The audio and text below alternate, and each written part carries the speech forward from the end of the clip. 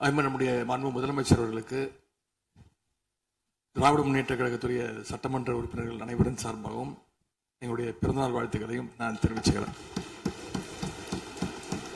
அதே போல தமிழ்தாய் வாழ்த்து முதல்ல பாடப்பட்டுச்சு. உடனடியாக தேசிய கீதமும் பாடப்பட்டுச்சு. தமிழ்தாய் வாழ்த்து ஒரு முறையும் தேசிய கீதம் 2 முறையும் பாடப்பட்டுச்சு. மரபு மீறல் நடந்திருக்கு. இதுவரை கடைபிடிக்கப்பட்டு வந்த மரபை மீறி 2 முறை தேசிய கீதம் பாடப்பட்டிருக்கு. இதே கோரிக்கையை இதற்கு முன்பு இருந்த ஆளுநர் எங்களுடைய ஆட்சி காலத்திலையும் வச்சிருந்தார். ஆனா எங்களுடைய தலைவர் அப்பொழுது மிக உறுதியாக இருந்து இந்த அவையுடைய இறையாண்மையை நாங்க பாதுகாத்திருக்கிறோம்.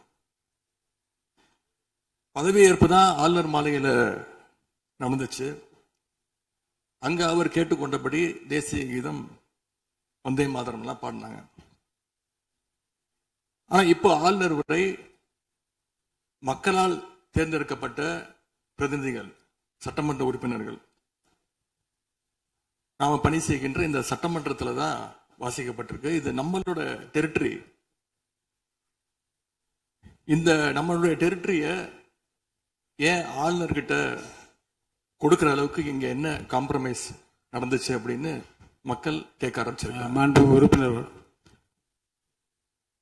ஆளுநர் உரையாற்ற வந்தபோது தமிழ்தாய் முதல்ல பாடப்பட வேண்டும் என்கின்ற இந்த அரசின் உறுதியான கொள்கையில் நாங்கள் நின்றோமா, இந்த அவை நின்றதா என்பதை நீங்கள் முதல்ல பார்க்க வேண்டும். நாட்டுப்பண் 2 முறை பாடியதில் என்ன தவறு என்று எனக்கு தெரியவில்லை. நாட்டுப்பண் 2ஆம் முறை பாடிய தவறு என்று நீங்கள் சொல்ல வருகின்றீர்களா? அப்படி தவறு என்றால் அது எந்த அடிப்படையில் தவறு என்று சொல்ல வருகிறீர்கள்? நமக்கு வேண்டியது நம்முடைய தாய்மொழிக்கு முக்கியத்துவம் தர வேண்டும், உறுதியாக நிற்க வேண்டும். இந்த அரசு எந்த சர்ச்சையும் ஏற்படுத்தாமல் நிதானமாக உறுதியாக தாய் தமிழ்தான் எங்களுக்கு அடிப்படை என்பதை வைத்து தமிழ்தாய் வாழ்த்தை பாட வைத்தார்களா இல்லையா? அந்த தமிழ்தாய் வாழ்த்தை பாட முடியாமல் வேறு விதமாக இந்த அவை திசை திருப்பப்பட்டு பல்வேறு பிரச்சனைகளுக்கெல்லாம் ஆளான காரணங்களை எல்லாம் 22ஆம் ஆண்டு பார்த்தோம், 23 பார்த்தோம், 24 பார்த்தோம், 25 பார்த்தோம், 26 பார்த்தோம். இந்த ஆண்டு தமிழ்தாய் வாழ்த்தை முதலில் பாட வைத்து தேசிய கீதத்தை 2 முறை பாடியதில் எந்த தவறும் இருப்பதாக நாங்கள் கருதவில்லை. அப்படி பாடியது தவறு நீங்களும் கருதிடக்கூடாது என்று நான் சொல்ல விரும்புகின்றேன். பேரவைத் தலைவர் அவர்களே, நாங்கள் கேட்டுக்கொண்டதுபடி தமிழ்தாய் வாழ்த்து முதல்ல ஒரு வாட்டி பாடிட்டீங்க. பொதுவாக இந்த அவையில் இருக்கக்கூடிய மரபு கடந்த காலங்களில், கடந்த ஆட்சி காலங்களில் தமிழ்தாய் வாழ்த்து ஒரு முறையும் நிகழ்ச்சி முடிஞ்சோடனே தேசிய கீதம் ஒரு முறையும் தான் பாடப்பட்டு நிகழ்ச்சிகள் முடியும். ஆனால் இந்த முறை நாங்கள் கேட்பது ஏன் 2 முறை தேசிய கீதம் பாடப்பட்டது அப்படிங்கிறது மட்டும்தான் எங்களுடைய கேள்வி. அப்படின்னா தமிழ்தாய் வாழ்த்தையும் 2 முறை நீங்கள் பாட சொல்லி உங்களுடைய ஆளுநர்கிட்ட நீங்க ஒரு கோரிக்கை வச்சிருந்திருக்கலாம். அது இங்க பேசும்போது உறுப்பினர்கள்லாம் ஆளுநர் அவ்வளவு மகிழ்ச்சியாக இருக்கிறாங்கன்னு சொல்லி, ஆளுநரை விட நீங்கெல்லாம் ரொம்ப மகிழ்ச்சியா இருக்கிறீங்க.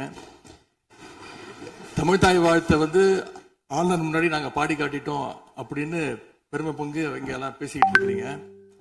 நீங்க சொல்றதை பார்த்தா தமிழ்தாய் வாழ்த்தை விட ஆளுநர் தான் உங்களுக்கு முக்கியம் அப்படிங்கிற எண்ணம் எங்களுக்கு ஏற்படுது, மக்களுக்கும் ஏற்பட்டுக்கிட்டு இருக்கு. பொதுப்பணித்துறை அமைச்சர். மாண்புமிகு பேரவைத் தலைவர்களே, தமிழ்தாய் வாழ்த்து எங்களுடைய முதல்வருக்கு உயிருக்கு எந்த அளவிற்கு முக்கியமோ அதே அந்த அளவுக்கு நாங்கள் முக்கியத்துவம் தருவோம். மாண்புமிகு எதிர்கட்சி தலைவர் அவர்கள் எதிர்கட்சி நாங்களும் பேச விட மாட்டோம். நீங்க ஒத்துழைப்பு கொடுக்கலன்னா நாங்களும் பேச விட மாட்டோம். அமைச்சர், தமிழக அரசுடைய ஸ்டாண்ட நாங்க பேசுறோம். எங்களுக்கும் குரல் கொடுக்க தெரியும். இந்த அவை மாண்பை நாங்களும் பாதுகாக்கிறோம். மாண்புமிகு எதிர்கட்சி சொல்லக்கூடிய நோக்கம் தமிழக மக்களுக்கு தவறுதலா சொல்லக்கூடாதுங்கிற பதிவை நாங்கள் செய்கிறோம். எங்களுடைய முதலமைச்சருடைய எண்ணம் என்ன, தமிழக மக்களுடைய எண்ணமோ அதுதான் எங்களுடைய முதலமைச்சருடைய எண்ணம். கடந்த 3-4 வருடங்களாக தமிழ் தாய் வாழ்த்து இங்க பாடப்படல. ஆளுநரை எதிர்த்தீர்கள், வெளிநடப்பு செய்தீர்கள். அமைச்சர் தவிர ஒரு நிமிஷம் நாங்கள் சொல்வது நான் பேசுறேன், நான் பேசி முடிக்கிறேன். ஆளுநர் முன்பு நான் பேசி முடிச்சேன். ஆளுநர் முன்பு மாண்புமிகு அமைச்சர் அவர்கள் ஒண்ணு தமிழ் தாய் வாழ்த்து பாடப்பட்டது. இல்ல நான் சொன்னது, நான் கருத்து என்னன்னா ஆளுநர் முன்பு பாடப்பட்டது கிடையாது. அதுதான் நான் சொல்ல வரேன். நான் பேசிடுறேன். ஆளுநர் புறக்கணித்தார், அதற்கு பின்பு பாடப்பட்டது. ஒரு நிமிஷம் நான் பதிவு பண்ணி, ஒரே நிமிஷம் நான் பதிவு பண்ணிடுறேன். நான் எங்களுடைய பதிவை நாங்க பதிவு பண்ணிடுறோம். அதுல சொன்ன வார்த்தைகள் எங்களுக்கு கஷ்டமா இருந்துச்சு. காம்ப்ரமைஸ்ங்கிற வார்த்தை எங்களுக்கு கடினமா இருந்துச்சு. நாங்க திருப்பியும் நாங்க பதிவு பண்ணிக்கிறோம். எந்த விதமான காம்ப்ரமைஸும் கிடையாது. தமிழ் தாய் வாழ்த்தை முதலில் பாடப்பட்டது எங்களுடைய முதலமைச்சருடைய வெற்றி, தமிழக மக்களுடைய வெற்றிங்கிறத நாங்க பதிவு பண்ணி, எந்த காம்ப்ரமைஸும் இங்க நடக்கல. அதை நாங்க பதிவு பண்றோம். உறுப்பினர் பிறகு தலைவர்களே, நாங்க மீண்டும் அதான் கேட்கிறோம். தமிழ் தாய் வாழ்த்து ஒரு முறை பாடிட்டீங்க, அதுக்கு வாழ்த்துக்கள். ஏன் தேசிய கீதம் 2 முறை பாடப்பட்டுச்சு? அப்ப ஆளுநர்கிட்ட நீங்க கோரிக்கை வச்சிருக்காங்கல்ல, நீங்க தேசிய கீதம் 2 முறை பாடப்படணும்னா நாங்க தமிழ் தாய் வாழ்த்து 2 முறை இல்ல 3 முறை நாங்க போடுவோம்னு சொல்லி அதை நீங்க செஞ்சு காட்டிருக்கணும். அதுதான் நான் கேட்கிறேன், உங்களுக்கு இப்ப ஆளுநர் முக்கியமா தமிழ் தாய் வாழ்த்து முக்கியமா அப்படிங்கறத நான் இந்த அரசுகிட்ட நான் கேட்க விரும்புறேன். ஆட்டுக்கு தாடியும் நாட்டுக்கு ஆளுநரும் தேவையில்லைன்னு சொன்னவர் பேரறிஞர் அண்ணா அவர்கள். அவரை உங்க கொள்கை தலைவர் லிஸ்ட்ல அட்டாச்சும் பண்ணியிருக்கிறீங்க. ஆனா இன்னைக்கு ஆளுநரை தலையில வச்சு கொண்டாடிட்டு இருக்கீங்க. நான் கேட்க விரும்புது, நீங்க எல்லாம் சேர்ந்து மாண்புமிகு எதிர்கட்சி தலைவர் அவர்களுக்கு ஒன்று சொல்றேன். ஆளுநருக்குரிய மரியாதை மட்டும்தான் தரப்பட்டது. யாரையும் தலையில வைத்து கொண்டாட வேண்டிய அவசியம் இந்த அரசுக்கு இல்லை.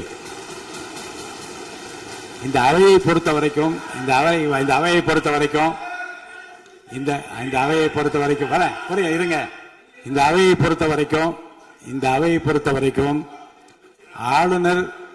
ஆளுநர் இங்கே வருகை தருகிற போது உரிய முறையில் மரியாதையும், இந்த அவையினுடைய விருப்பத்திற்கு ஏற்ப, அவைத் தலைவரின் விருப்பத்திற்கு ஏற்பதான் நிகழ்வு நடைபெறும் என்பதையும் உறுதியாக நின்று தமிழ்த்தாய் வாழ்த்தை முதலில் பாட வைத்து, தமிழ்த்தாய் வாழ்த்துக்கு பிறகு தேசிய கீதம் ஒரு முறை அல்ல 2 முறை பாடப்பட்டது. அதில் எந்த விதமான தவறும் கிடையாது. அதில் உள்நோக்கு கற்பிப்பது தவறு என்று நான் கூறுகின்றேன்.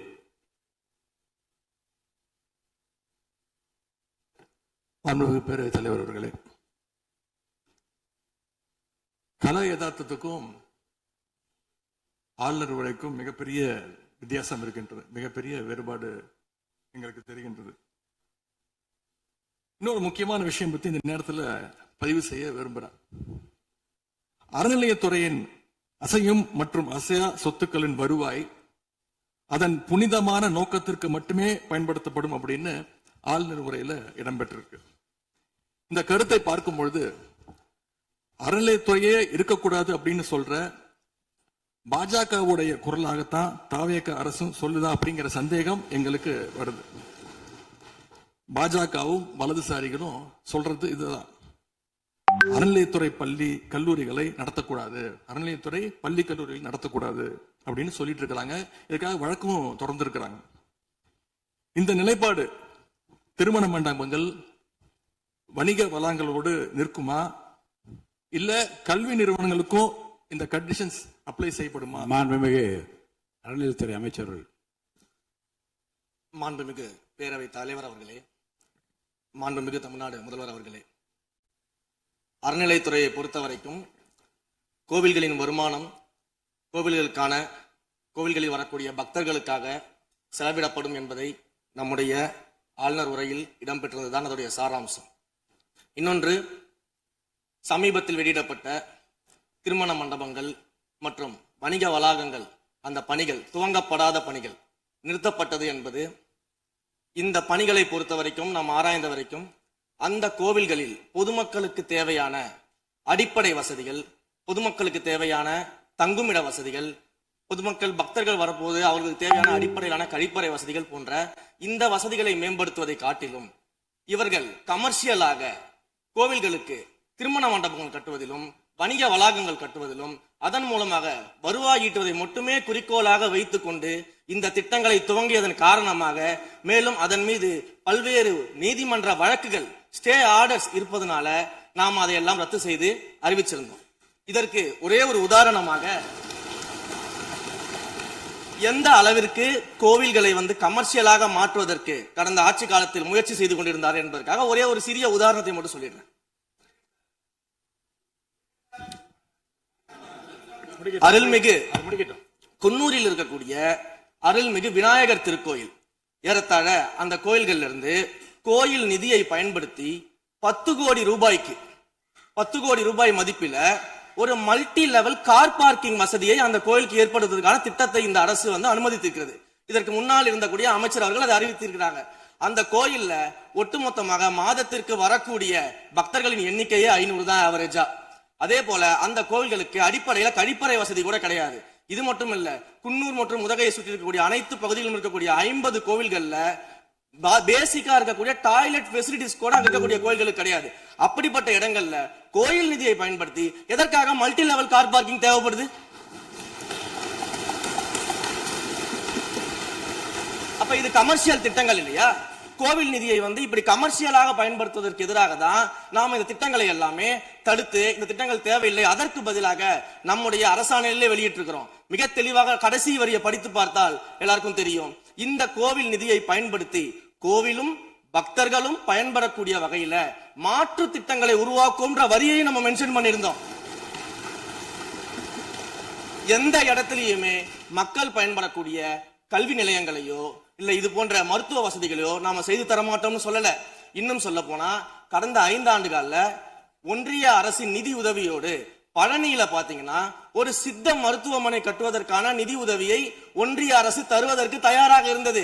ஆனா கடந்த ஆட்சியில அந்த திட்டத்தை அப்படியே கிடப்புல போட்டுட்டு கேட்டா ரெக்கரிங் செலவை எங்களால ஏத்துக்க முடியாது அப்படின்னு சொல்லி கிடப்புல போட்டு வச்சிருந்த இந்த திட்டத்தை நாம இன்றைக்கு கையில் எடுத்து அதை துவங்குவதற்கான ஆய்வில் இறங்கியிருக்கிறோம்.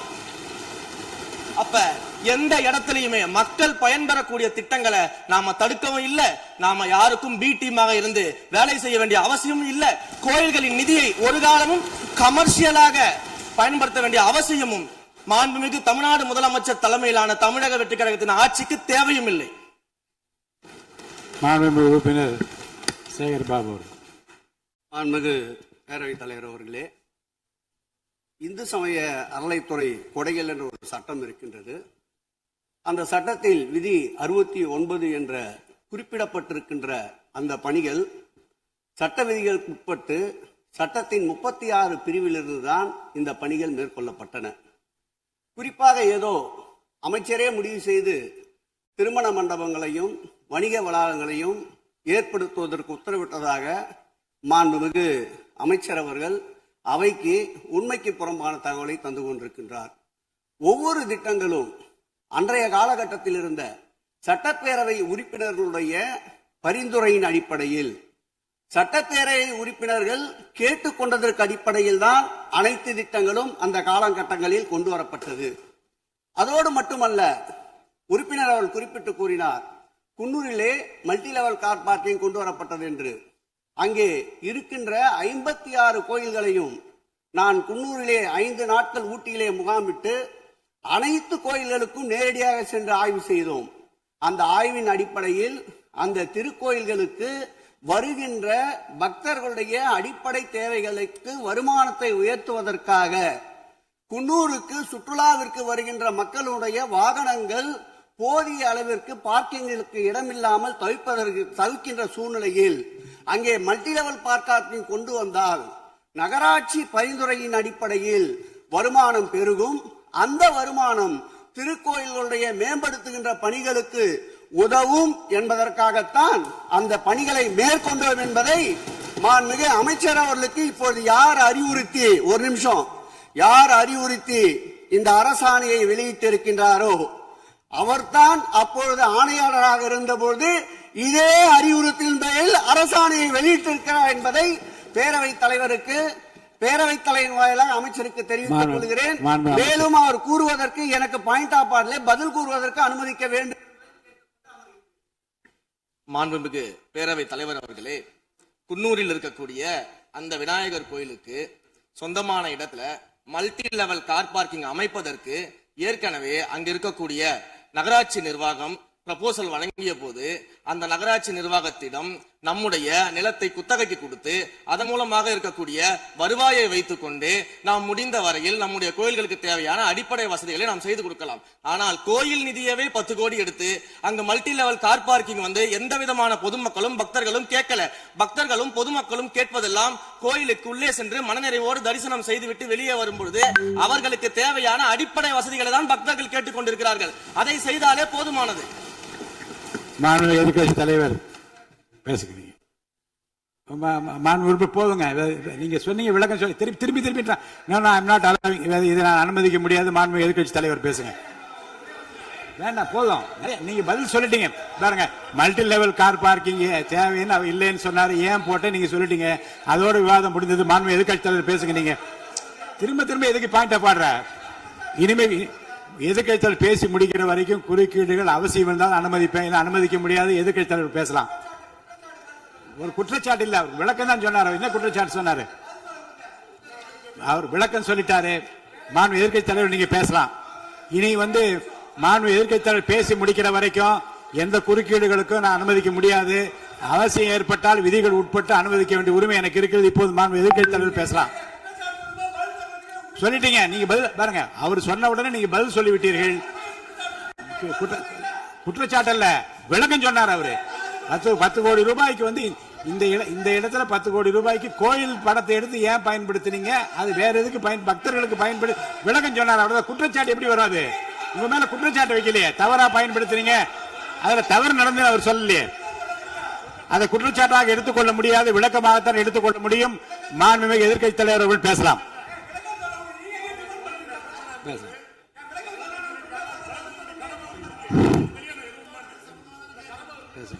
அவை முன்னவர். மாண்புமிகு பேரவைத் தலைவர்களே, அவை முன்னவர்கள் அதற்கான விளக்கத்தை சொல்லியிருக்கிறார்கள். இந்த அறநிலையத்துறை அமைச்சர் அவர்கள் விளக்கத்தை சொன்னார்கள். நீங்கள் அதற்கும் விளக்கத்தை கேட்டு பதிலளித்திருக்கிறீர்கள். மீண்டும் அவர் சொல்வதற்கெல்லாம் பதிலளிப்பதற்கு அவை நேரமில்லை. மாண்புமிகு எதிர்க்கட்சி தலைவர் அவர்கள். மாண்புமிகு பேரவைத் தலைவர்களே, முன்னாள் அமைச்சர் அறநிலையத்துறை அமைச்சர் அதற்கான சரியான விளக்கத்தை கொடுத்திருக்கிறார். இப்போ இருக்கக்கூடிய மாண்புமிகு அமைச்சர் அவர்களும் சில விளக்கங்களை கொடுத்திருக்கிறார். கார் பார்க்கிங் ஃபெசிலிட்டி என்பதும் ஒரு அத்தியாவசிய தேவைதான். அது ஒன்றும் தேவையில்லாத எல்லாருமே இப்போ கார் வச்சிருக்கிறாங்க. கோயிலுக்கு வரவங்க கார்லேயும் தான் வருவாங்க. எனவே அதுவும் ஒரு தேவைப்படுகின்ற ஒரு வசதி தான். நான் கேட்டுக்கொள்வதெல்லாம், எங்களுடைய ஆட்சியில் அறநிலையத்துறை சார்பாக 4 கல்லூரிகளை திறந்திருக்கிறோம். ஆண்டுக்கு 1500 மாணவர்கள் படிச்சுட்டு இருக்கிறாங்க. அதெல்லாம் நீங்க தொடர போறீங்களா, இல்லை அந்த திட்டத்தை கைவிட போறீங்களா அப்படிங்கிறதா உங்களுடைய நிலைப்பாடு என்ன என்பதுதான். மாண்புமிகு உறுப்பினர் சொல்லிட்டார். அதாவது ஏற்கனவே கல்லூரிகள் மற்ற அமைப்பில் எந்த விதமான தடையெல்லாம் அதையும் நாங்கள் தொடருவோம் என்ற வார்த்தை அவர் பேசும்போது குறிப்பிட்டிருக்கிறார். நன்றி. மாண்புமிகு பேரவைத் தலைவர் அவர்களே, தமிழ்நாட்டில் இருக்கக்கூடிய 12 மாநகராட்சிகளிலும் தூய்மை பணி செய்வதை தனியார் மயம் செய்ய போகிறதாக தொலைக்காட்சிகளையும் பத்திரிகைகளையும் தொடர்ந்து செய்திகள் வந்து கொண்டிருக்கிறது. கடந்த காலத்துல போராடிய தூய்மை பணியாளர்கள் எல்லாம் நேரில் சந்திச்சிருக்கார் இன்றைய முதலமைச்சர் அவர்கள். ஆட்சிக்கு வந்ததும் தூய்மை பணியாளர்கள்லாம் பணி நிரந்தரம் செய்வோம் அப்படின்னு அப்ப வாக்குறுதியும் கொடுத்திருக்கிறாரு. ஆனா இன்னைக்கு சொன்னதுக்கு நேர் எதிராக தனியார் மயம் அப்படின்னு செய்திகள் வந்து கொண்டிருக்கிறது. இதற்கும் முதலமைச்சர் அவர்கள் அவருடைய பதில் உரையில விளக்கத்தை தர வேண்டும் என்று கேட்டுக்கொள்கின்றேன். பேரவைத் தலைவர் அவர்களே, சும்மா சொல்லக்கூடாது. நம்முடைய முதலமைச்சர் அவர்கள் ஆட்சிக்கு வந்த ஒரே மாசத்துல தமிழ்நாட்டிலேயே தன்னுடைய பெரம்பூர் தொகுதியை நம்பர் 1 தொகுதியாக மாத்தி காட்டிட்டார். எதுல நம்பர் 1 பாத்தீங்கன்னா, இன்னைக்கு தமிழ்நாட்டிலேயே மின்வெட்டுல நம்பர் 1 தொகுதி பெரம்பூர் தொகுதி தான். அதுவும் ஆளுங்கட்சிக்காரங்க என்ன தெரியுமா பேசிக்கிட்டு இருக்காங்க? அண்ணன் பவருக்கு வந்தா தமிழ்நாடு மாறும்னு பார்த்தோம். ஆனா அண்ணன் கைக்கு பவர் வந்த நாள்ல இருந்து தமிழ்நாட்டுக்கே பவர் போயிடுச்சு அப்படின்னு இன்னைக்கு ஆளுங்கட்சிக்காரர்கள் பேசிட்டு இருக்கிறாங்க. மாண்புமிகு மின்துறை அமைச்சர். மாண்புமிகு பேரவைத் தலைவர் அவர்களே, மாண்புமிகு முதல்வர் அவர்களே, மாண்புமிகு எதிர்க்கட்சி தலைவர் சொல்றப்ப வந்து தமிழ்நாட்டுக்கு ஏதோ மின்வெட்டு இருக்குன்னு சொல்லியிருந்தாரு. நாங்கள் ஒவ்வொரு நாளும் தமிழ்நாட்டில் எங்கெங்க எதனால மின்வெட்டு விழுதுன்னு நம்ம வந்து பப்ளிஷ் பண்ணிட்டே வரோம், டேஷ்போர்ட் பப்ளிஷ் பண்ணிட்டே வரோம். அதுல எதனால என்ன காரணம்னு சொல்லிட்டே வரோம். இந்த துறை ஏன் இப்படி இருக்குன்னு நாங்க ஏற்கனவே தெளிவா சொல்லிடுறோம். இந்த துறையோடைய இன்னைக்கு நிதிநிலை அறிக்கையில இந்த துறையில வந்து 2.5 லட்சம் கோடி கடன் இருக்கு. அது இல்லாமல் இந்த துறையில வந்து எந்தவித இன்ஃப்ராஸ்ட்ரக்சர் டெவலப்மெண்ட்டும் இவங்க வந்து கடந்த 5 ஆண்டுகள் 15 ஆண்டுகள் செய்யப்படவில்லை. இது சம்பந்தமாக விரிவான வெள்ளை அறிக்கை விரைவில் வெளியிடப்படும் நம்ம ஏற்கனவே சொல்லியிருக்கோம். அது இல்லாமல் இந்த துறைக்கு கடந்த 5 ஆண்டுகளாக எவ்வளவு பேர் ஆள் எடுத்தார்கள் என்று, எவ்வளவு பேர் வேலைக்கு ஆள் எடுக்கப்பட்டது என்பதையும் நாங்கள் இன்னும் ஒரு சில நாட்கள்ல இதற்கான விளக்கமாக வெள்ளை அறிக்கையை நாங்கள் கண்டிப்பாக வெளியிடுவோம். இந்த துறையில் பாத்தீங்கன்னா இப்ப வந்து வேக்கண்ட் மட்டும் 70,000 வேக்கண்ட் இருக்கு. இது எல்லாம் சீரமைத்து இந்த ஒரு வாரமாக 10 நாட்களாக மொத்தம் 125 குழுக்கள் அமைக்கப்பட்டிருக்கு. இந்த துறையில வந்து நம்ம வந்து எதனால இந்த மின்வெட்டுகளை சரி செய்ய 125 குழுக்கள் அமைக்கப்பட்டு 500 பேர் வந்து வெளியிலிருந்து கான்ட்ராக்ட்லாம் எடுக்கப்பட்டு எங்கெங்கெல்லாம் மின்வெட்டுகள் இருக்கோ அது சரி செய்யப்பட்டிருக்கு. கடந்த ஒரு வாரமா நீங்க பார்த்திருப்பீங்க, ஒவ்வொரு நாளும் எதனால் மின்சாரம் தட்டுப்படுதுன்னு சொல்லி பப்ளிஷ் பண்ணிட்டே இருக்கோம். பொதுவாக குற்றச்சாட்டுகள் சொல்லுவதை தவிர்த்து விட்டு எங்க ஸ்பெசிபிக்கா எந்த நாள்னு சொல்லிட்டு பெரம்பூர்ல அதான் சொல்றோமே, பெரம்பூர்ல எத்தனை முறை மின்சாரம் தட்டுப்படுச்சு, எதனால தட்டுப்படுச்சு, எவ்வளவு நேரத்தில் அது சீர் செய்யப்பட்டது, சரி செய்யப்பட்டதுன்னு பார்த்திருக்கோம். எங்கெங்கெல்லாம் ஃபியூஸ் திருட்டுகள் நடக்கப்பட்டதோ அவர்களெல்லாம் கைது செய்யப்பட்டிருக்கிறார்கள். அதே மாதிரி வேற எங்கெல்லாம் சிசிடிவி இல்லாத இடத்தில் இருக்குதோ அங்கெல்லாம் ரோந்து பணிகள் அதிகரிக்கப்பட்டிருக்கு. கடந்த 10 நாட்களாக எங்கெங்கெல்லாம் தேவையில்லாமல் மின்வெட்டுகள் ஏற்படுத்தப்பட்டதோ, ஓவர்ஃப்ளோ லோடு அதிகமாக அனுப்பப்பட்டு அதெல்லாம் உடனடியாக சீரமைக்கப்பட்டிருக்கு. ஒவ்வொரு நாளும் குறைஞ்சது 50 to 55 இடத்துல வந்து மின்சாரம் தட்டுப்பாடு அங்கங்க மின்வெட்டு ஏற்படுது. சோ அதுல 35 இடத்துக்கு கீழேயாவது 1 மணி நேரத்துக்குள்ள சரி செய்யப்பட்டு வருகிறது. அதுக்கான டேஷ்போர்டுக்கு தெளிவாக எதிர்க்கட்சி தலைவர் பார்த்து விட்டு பேசினால் நன்றாக இருக்கும். மாண்புமிகு முன்னாள் அமைச்சர் மாண்பு உறுப்பினர் செந்தில் பாலாஜி அவர்கள். மாண்புமிகு பேரவைத் தலைவர்களே, எங்களுடைய எதிர்க்கட்சி தலைவர்கள் சொன்னார்கள் மின்வெட்டு சம்பந்தமாக. இப்போதைய அமைச்சர் அவர்கள் அது குறித்து கருத்துக்களை சொன்னார்கள். கடந்த 5 ஆண்டுகளில் சீரான மின் விநியோகத்திற்கு 393 துணை மின் நிலையங்கள் அறிவிக்கப்பட்டு அதற்கான பணிகள் பெரும்பான்மையாக முடிக்கப்பட்டு பயன்பாட்டிற்கு கொண்டு வரப்பட்டிருக்கின்றன. ஒவ்வொரு ஆண்டும் தேவைக்கேற்ப கூடுதல் மின் தேவை ஏற்படுகின்ற பொழுது அதற்கான ஏற்பாடுகள் செய்யப்பட்டு புதிய மின் உற்பத்தி திட்டங்கள் வரை அறிவிக்கப்பட்டு அது செயல்பாட்டுக்கு கொண்டு வரப்பட்டிருக்கின்றன. ஏறத்தாழ 90,000 மின்மாற்றிகள் கடந்த 5 ஆண்டுகளில் புதிதாகவும் பழுந்தடைந்ததையும் மாற்றி சீரமைக்கப்பட்டன. ஒரு அமைச்சர்கள் ஒரே நிமிஷம் சொல்லி முடிச்சார். அதாவது ஒவ்வொரு ஆண்டும் கூடுகின்ற பொழுது மின் தேவை கூடுகின்ற பொழுது அதற்கான ஏற்பாடுகளை நிர்வாக ரீதியாக செய்ய வேண்டியது அரசினுடைய கடமை. ஒரு அரசு பொறுப்பேற்ற பிறகு முதல் முறையாக அந்த அரசினுடைய துறையினுடைய உயர் அதிகாரிகளை அழைத்து ஆய்வு கூட்டங்களை நடத்தி என்னென்ன குறைபாடுகள் இருக்கின்றன அதை எப்படி நிவர்த்தி செய்யலாம் என்பது களையெடுக்க வேண்டியது அரசினுடைய கடமை, துறையினுடைய கடமை. எனக்கு தெரிந்தவரை இதுவரை மின்துறையில் அந்த மின் விநியோகத்தில் இருக்கக்கூடிய துறையினுடைய அதிகாரிகள் ஆய்வு கூட்டங்கள் வரை இதுவரை நடைபெறவில்லை. அதைத்தான் அங்கிருக்கு பணியாற்றக்கூடியவர்கள் சொல்கின்றார்கள். இப்பொழுது இருக்கக்கூடிய பணியாளர்களை வைத்துத்தான் கடந்த 5 ஆண்டுகளும் மிக சிறப்பாக எந்தவித மின் தடையும் இல்லாமல் சீரான மின் விநியோகம் வழங்கப்பட்டன. எனவே கடந்த காலங்களில் இருக்கக்கூடிய குறைகளை தொடர்ச்சியாக ஒரே கருத்துக்களை முன்வைப்பதை விட இந்த அரசு துறையினுடைய அதிகாரிகளை அழைத்து ஆய்வு கூட்டங்களை நடத்தி கடைமுறை வரை மின் விநியோகம் சீராக எடுத்து செல்வதற்கான முன்னெடுப்புகளை எடுக்க வேண்டும். எங்களுடைய எதிர்க்கட்சி தலைவர் துணை முதலமைச்சராக இருந்த பொழுது அவருடைய சேப்பாக்கம் திருவல்லிக்கேணியிலேயே பல்வேறு மின் திட்டங்களை தங்களுடைய திருக்கரங்களால் தொடங்கி வைத்திருக்கின்றார்கள். அது அனைத்து தொகுதியிலும் அனைத்து மின் திட்டங்களும் சிறப்பாக கடந்த 5 ஆண்டுகளில் நிறைவேற்றப்பட்டிருக்கின்றன. அதையும் நீங்கள் எடுத்து பார்த்து இனி என்னத்தை நீங்க உங்களுடைய பத்திரிகை செய்தியிலேயே கொடுத்திருக்கிறீங்க. 100க்கும் மேற்பட்ட துணை மின் நிலையங்கள் 10,000 கோடியில் பணிகள் தற்பொழுது நடைபெற்று வருகின்றன என்று உங்களுடைய பத்திரிகை செய்தியில இருக்கு. அப்ப இதெல்லாம் கடந்த காலங்களில் தொடங்கப்பட்ட திட்டங்கள். நீங்க எதையும் தொடங்கலன்னு பொத்தாம் பொதுவா சொல்வதை விட்டுவிட்டு என்னென்ன கூடுதலாக நாம் எடுத்துக்கொள்ள வேண்டும் என்பதை கவனத்திலே இந்த அரசு கொள்ள வேண்டும். மாண்புமிகு பேரவைத் தலைவர் அவர்களே, மாண்புமிகு உறுப்பினர்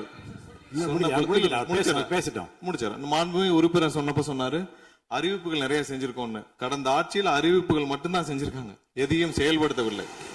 அது இல்லாமல் அவர் சொல்லியிருக்கிறார். நாங்கள் அது சம்பந்தமாக வெள்ளை அறிக்கை 2 நாள்ல வெளியிடுவோம். நீங்க அமைதியா இருக்கலாம், 2 நாள்ல அது சம்பந்தம் வெளியிடுவோம். அது இல்லாமல் 90,000 டிரான்ஸ்பார்மர் வாங்கியதாக சொல்லியிருக்கிறார். அதில் 44,000 டிரான்ஸ்பார்மர் வாங்கியதற்கான சிபிஐ வழக்கு பதிவு செய்துள்ளது. அதுல அவங்க வாங்கின லட்சணம், எந்த லட்சணத்தில் அந்த டிரான்ஸ்பார்மர் வாங்கப்பட்டது அப்படின்னு தெரியும். அது இல்லாமல் அதற்கு முன்னால் இருந்த மின்சாரத்துறை அமைச்சர் அங்கே அமைதியா உட்கார்ந்து இருக்கிறார். முன்னால் இருந்த மின்சாரத்துறை அமைச்சர் அமைதியா உட்கார்ந்து இருக்கிறார். இது தேவையற்ற விவாதத்தை எழுப்ப வேண்டாம். 2 நாட்கள்ல வெள்ளை அறிக்கை வெளியிடப்படும். அதற்கப்புறம் இது சம்பந்தமாக அதற்கப்புறம் மின்சாரத்துறை மானிய கோரிக்கை சம்பந்தமாக அடுத்து மின்சாரத்துறை மானிய கோரிக்கை வரும்பொழுது தெளிவாக பேசிக் கொள்ளலாம். ஏற்கனவே நீங்கள் செஞ்ச எல்லாமே எவ்வளவு தூரம் டிரான்ஸ்பார்மர் வாங்குனீங்க எல்லாமே சிபிஐல 3 வருடம் கடுமையான போராட்டத்திற்கு அப்புறம் சிபிஐல வழக்கு இருக்கு. எல்லாம் விரிவாக மின்சாரத்துறை மானிய கோரிக்கை எப்ப பேசிக்கலாம். 2-3 நாட்களில் வெள்ளை அறிக்கை வெளியிடப்படும். அப்போது பேசிக் கொள்ளலாம். வழக்கு விசாரணை உள்ளதை பற்றி மாண்பு அமைச்சர் பேசியது நீக்கப்படுகிறது. லட்சணம் என்ற வார்த்தை நீக்கப்படுகிறது. மாண்பு எதிர்க்கட்சி தலைவர் அவர்கள் இனி குறுக்கீடுக்கு அனுமதி இல்லை. மாண்பு எதிர்க்கட்சி தலைவர் இன்னைக்கு அவங்க பேசி முடிக்கணும். மாண்பு எதிர்க்கட்சி தலைவர் சரி விடுங்க. என்ன சொல்லுங்க, சீர்கமா சொல்லுங்க. மாண்புமிகு பேரவைத் தலைவர் அவர்களே, மாண்புமிகு அமைச்சர் அவர்கள் கடந்த 15 ஆண்டுகளாக என்று ஒரு வார்த்தையை சொல்லியிருக்கிறார். கடந்த 15 ஆண்டுகளுக்கு முன்பாக மாண்புமிகு இதய தெய்வம் புரட்சி தலைவி அம்மா அவர்கள் தமிழகத்துடைய முதலமைச்சராக இருந்த பொழுது தமிழகத்தை மின் மிகை மாநிலமாக மாற்றி தமிழ்நாட்டிற்கு தேவையான மின் உற்பத்தியை விட அதிகமாக உற்பத்தி செய்து அண்டை மாநிலங்களான கேரளா, கர்நாடகா, ஆந்திரா போன்ற மாநிலங்களுக்கு மின்சாரத்தை விற்பனை செய்த மாநிலம் தமிழ்நாடு என்பதை இந்த அவையிலே பதிவு செய்கிறேன். எல்லாம் வெள்ளை அறிக்கை வருகிற போது எல்லாம் வெட்டு வெளிச்சமாகிவிடும். அதுக்கப்புறம் பேசுங்க, நீங்க பேசுங்க. எதிர்க்கட்சி தலைவர் அவர்கள்